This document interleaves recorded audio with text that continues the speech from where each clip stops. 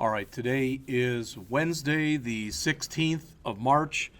What I'm asking you to do between now and 11 a.m. is to write the program that you see on the screen.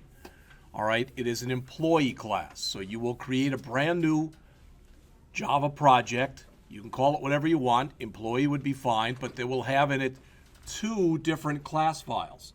The first one is the one that's shown basically almost the entire description here. So the first one you might as well call employee, and that employee again will have 4 different pieces of data in it. These are the instance variables for each employee that you're going to have. In the example, you're going to have 3 employees, Susan, Mark, and Joy. So each has a name, each has an ID number, each has a department, each has a position. And you can see that the name, the department, and the position are strings. The ID number is an integer. Personally, I wouldn't have done it that way. The only variables that I like to make integers are ones that I could conceivably be using in calculations. But I believe the author did this just because he didn't want to make everything strings. Okay. Also, that class should have 3 different constructors. And I'm going to do the bottom one first. The no-arg constructor, so that'll just say public employee, paren. Then in the curlies, you'll say name equal double quote, ID number equals 0, department equal double quote, and position equal double quote.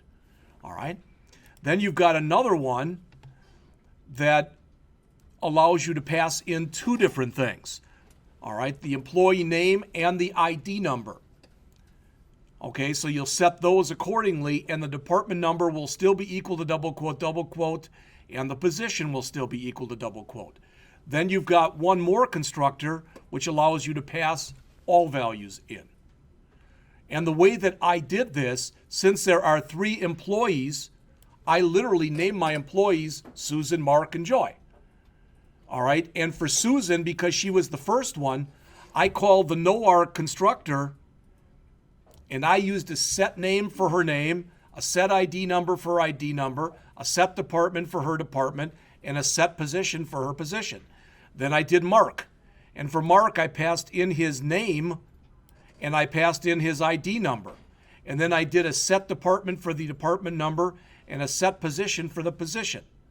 And then finally, for the last employee, for Joy, and the order in which you do these doesn't matter. But for Joy, I passed in everything. So when I created the Joy employee object, I passed in her name, I passed in her ID number, I passed in her department, and I passed in her position.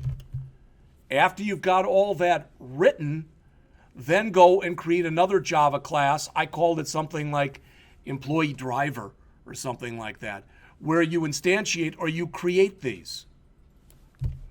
Remember, it says that you're supposed to write mutator methods, which means since there are 4 pieces of data, there should be a get name, get ID number, set ID number, get department, set department, get position, set position. So there should be 8 of them.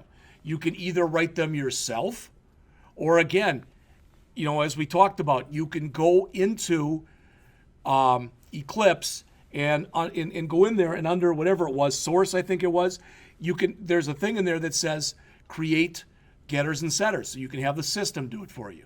So do that between now and 11, squeeze in a break.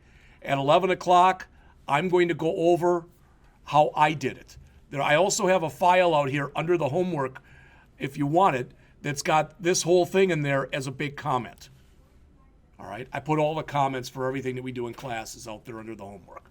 Questions? All right, so I'm just going to pause the video now, and we'll pick it up again at 11 o'clock.